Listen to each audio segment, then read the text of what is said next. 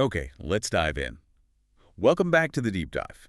Today, we are strapping in for a really deep examination of decades of rumor, leaks, and official obfuscation. We're talking about the profoundly complex world of U.S. government UFO disclosure efforts. Or, as we're all supposed to call them now, UAPs. Right. And our mission for this deep dive is, I think, really crucial. We're setting aside the question of do they exist, and we're focusing entirely on the strategy of secrecy. So not the what, but the how and the why. Exactly. We're analyzing the sources you've provided to map out this whole process of concealment, who's leaking, and how does the intelligence community manage it.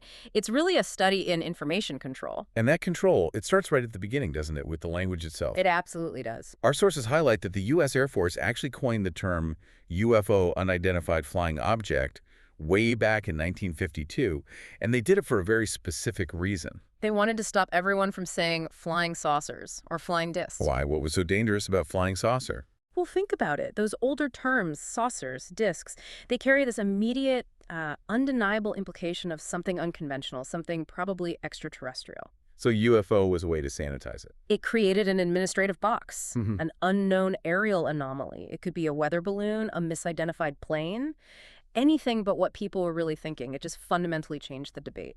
From are aliens here to simply what is that thing? Precisely. And that same game is being played today with UAP, unidentified aerial phenomena. It sounds more scientific, more serious. It's all about perception. And controlling documents. The sheer scale of secrecy is, well, it's almost hard to comprehend. Oh, it's massive. In 2010 alone, the U.S. government classified almost 77 million documents. Classification is just the default mode for the intelligence community. So for a topic like this. For this topic, Yeah. we have sources showing a 1950 top-secret Canadian memo that called flying saucers the most highly classified subject in the United States. In 1950, with the Cold War just starting, that is a staggering claim. It is. And in that kind of environment, it means the chances of anyone volunteering information is basically zero. Which brings us to a really counterintuitive idea. The leak. The leak itself as a mechanism of control. You'd think a leak means the system failed, but the sources suggest leaks are often part of the process. They create plausible deniability. So the goal isn't just to hide the truth, it's to, pollute the data stream. Exactly. You pollute the data, you release a modified version of the truth, or maybe something partly real that you can easily shoot down later. The core idea gets out there, say, recovered hardware, but without any verifiable proof. And there's a perfect example of this, right? An attempt at a controlled release in the early 70s. The Emenegger and Sandler case. This was after Project Blue Book officially closed in 1969. The government could have just gone silent. But they didn't. Not at all. In 1973, these two filmmakers are officially approached by the Department of Defense to make a UFO documentary. And they're offered military footage, NASA footage. And the big one, the really big one. They were promised authenticated film of an alien craft landing at Holloman Air Force Base with a whole narrative of the interaction. That sounds like a planned soft disclosure, decades ahead of its time. It was. It was a clear sign that disclosure was on the table. But then the film was withdrawn, just pulled. Why? Emenegger was told the timing was politically inappropriate. You have to remember, this was right in the middle of the Watergate scandal. It shows that disclosure isn't just about what they know. It's about whether they think they can manage the public fallout. And if they couldn't manage it through documentaries, they turned to popular culture, to Hollywood. Yes, as a kind of public acclimatization program. And this started way earlier than most people think, back in the 1950s with the so-called Disney Disclosure Initiative. You mean Walt Disney himself? The man himself. Around 57 or 58, the USAF approached him to cooperate on a UFO documentary for his Tomorrowland show. They were even ready to offer him actual UFO footage to use. They were trying to normalize it, using maybe the most trusted public figure in America. Exactly. But just like with Emenegger, they got cold feet. The offer was pulled. One of Disney's animators was told, look, there's plenty of footage, but nobody, not even Walt Disney, is getting it. So the lesson was, you can introduce the concepts, but the hard evidence stays locked down. And that idea of Hollywood as a desensitization tool really takes off with Steven Spielberg. His 1977 film, Close Encounters of the Third Kind, was a huge shift. Because it was a benign depiction of contact, not an invasion. Yes, almost spiritual. And that idea got a very strange, very high-level confirmation from President Ronald Reagan. This is the famous story from the White House screening room. It is. In 1982, Reagan screens E.T. the extraterrestrial. After it's over, he stands up, looks at all the VIPs, and says, completely deadpan, that there are a number of people in this room who know that everything on that screen is absolutely true. Wait, I have to stop you there. Our sources give us that quote, but wasn't he joking? Reagan was known for his dry humor. Yeah. To say everything in E.T. is true is just a massive claim. The sources are clear about the reaction. Profound awkwardness. No smile, no wink, no follow-up. He just made the statement and moved on, leaving everyone in a stunned silence. So the ambiguity is the point. The ambiguity is the power. It reinforces the reality of the secret without ever officially confirming it, which was the whole model for the next phase in the 1980s. This is the era of intentional leaks to the research community. The Richard Doty era. He was an Air Force counterintelligence officer, and his job was to feed these huge, explosive concepts, MJ-12, Project Aquarius, crash saucers, live aliens, to key researchers like Bill Moore and Linda Moulton Howe. So for anyone listening who isn't deep in the lore, what were Project Aquarius and MJ-12 supposed to be? Project Aquarius was allegedly the government's master program for studying UAPs. And MJ-12, or Majestic 12, was supposedly the top-secret committee of scientists and military leaders that Truman set up to manage the whole thing. So Doty was planting these foundational myths. Exactly. It was a classic disinformation campaign. They'd feed these complex, classified-sounding stories, often promising film or proof that, never showed up. It created this huge, noisy, unconfirmed mythos that protected the real work. Okay, so if the Doty strategy was about poisoning the well, the Area 51 and Bob Lazar story was the well exploding. That was the controlled leak that went wild, a calculated risk that just failed spectacularly.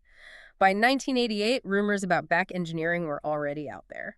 So they decide to use Bob Lazar. They deliberately place him at the S4 section of Area 51. They knew he was friends with John Lear, a researcher known for promoting some pretty sensational theories, and they give Lazar about 125 documents on the whole program. But they knew who he was. They knew he'd talk. Why give him that access? That was the cynical genius of the plan, or so they thought. Lazar would tell Lear, Lear would tell the world, and everyone would just say, that's just another one of John Lear's crazy stories. And the real work would continue, shielded by the messenger's lack of credibility. Exactly. But they didn't count on one person.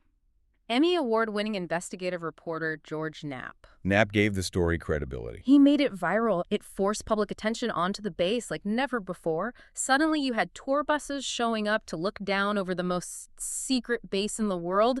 The genie was out of the bottle. And you can't put it back in. Even President Obama eventually acknowledged Area 51 publicly in 2013. Which brings us to the core question. Why? Why all the secrecy, even after huge leaks like that? Our sources cite 64 different reasons, but they mostly boil down to very human terrestrial concerns. Political and economic fallout. Absolutely. The think tank studies from Rand and Brookings, they were terrified of societal meltdown, mass panic, collapse of religion, breakdown of public order. Then there's the money. Huge economic disruption. Imagine if something like zero-point energy, this idea of drawing unlimited free energy from the vacuum of space, became public. It would shatter the entire fossil fuel economy overnight. It would. And politically, it would cause government gridlock. It would dominate every headline for a decade. Plus, there's the nationalism fear, the worry that people might shift their allegiance from their country to, a one-world government or even to the visitors themselves. And on top of all those internal fears, they're trying to manage these wildly conflicting stories about the aliens themselves. Yes, you have the nuts and bolts problem. First is the threat view, often pushed by people like Tom DeLonge, his cargo cult theory. Which is? That the government isn't hiding the truth from us, it's hiding our knowledge from them. From hostile entities maybe linked to old ideas of demons to defend humanity. It makes the military the heroes of a secret war. But that clashes completely with other accounts like the historical warning story. The alleged 1954 meeting between President Eisenhower and these two white-haired Nordics. Right. Benevolent aliens. And they supposedly warned him explicitly to stop nuclear weapons testing. This was just days before the disastrous Castle Bravo test. And that test, what happened? The bomb's yield was 250% over what they expected.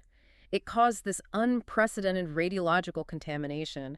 If that warning actually happened and was ignored, You can see why they'd want to keep that secret. And then there's a third view, the monitoring view, which recontextualizes things like cattle mutilations. Exactly. Instead of just evil, weird, scientific, dark stuff, some research suggests it might be environmental sampling. Sampling for what? Radioactive contamination. A lot of these incidents happen in high fallout areas from those nuclear tests. So it could be non-terrestrials, or even a secret government group checking on the long-term damage. Juggling these three different agendas, hostile, benevolent monitoring, makes a single, clean disclosure almost impossible. And this all leads us away from just politics and tech and into something much deeper, the philosophical core, the phenomenology problem. A problem that high-level CIA guys like Kit Green and Ron Pandolfi eventually had to confront. So this is a total shift in thinking. It's a huge contrast to just, recovering metal hardware. The phenomenology view suggests that UAPs are less like physical objects and more fundamentally linked to the nature of reality, to consciousness itself. Okay, so let's break this down. This is where it gets into quantum physics, which can be baffling. Yeah. For you listening, how does something like quantum entanglement support the idea of a thought-controlled craft? Well, you have to understand non-locality. Einstein called it spooky action at a distance. It's the proven fact that two entangled particles can be miles apart and still instantly affect each other. No time delay. Okay. So if consciousness is fundamental to the universe, as some quantum theorists suggest, then the ability to affect reality instantly through thought becomes plausible. Which lines up almost perfectly with so many abductee accounts. It really does. They so often describe feeling one with the ship, of controlling it just by thinking. And this idea gets a huge boost from a quote attributed to Ben Rich, the former head of Lockheed Skunk Works. What did he say? He allegedly implied that UO travel works like ESP. You essentially become the ship, and then you are at the new location. It's a consciousness-driven technology. So what does this mean for the overall disclosure strategy? You have two tracks running at the same time. Yes, a dual-track plan. They're putting out the nuts and bolts, story-good aliens versus bad aliens, right alongside this incredibly profound spiritual consciousness view. It creates a huge amount of complexity for the public to sort through. It's a measured process of desensitization.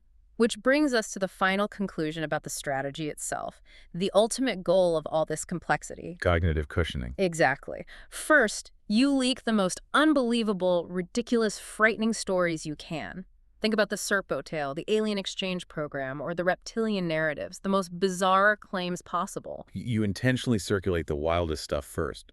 But why? Because when the partial, less frightening truth is finally revealed, like, say, the simple fact that we have back-engineered some technology, the public feels a sense of relief. They can dismiss the crazier claims and accept the more palatable, official version. They'll say, well, I never believed that crazy reptile stuff, but I did always think the spaceship tech was real. It creates acceptance through relief. It is the ultimate long-term public relations move. And for you, the learner, you are watching this unfold right now. But here's a final thought to leave you with. Our sources mention these alleged high-level abductions. The UN Secretary General supposedly taken from a motorcade in Manhattan in 1989. President Clinton and his Secret Service team allegedly taken from a conference. If any of that is true, the real uncertainty for our leaders might not be what the aliens want. It might be the sudden, stark realization of how absolutely little control humanity has over any of this, regardless of all the secrecy.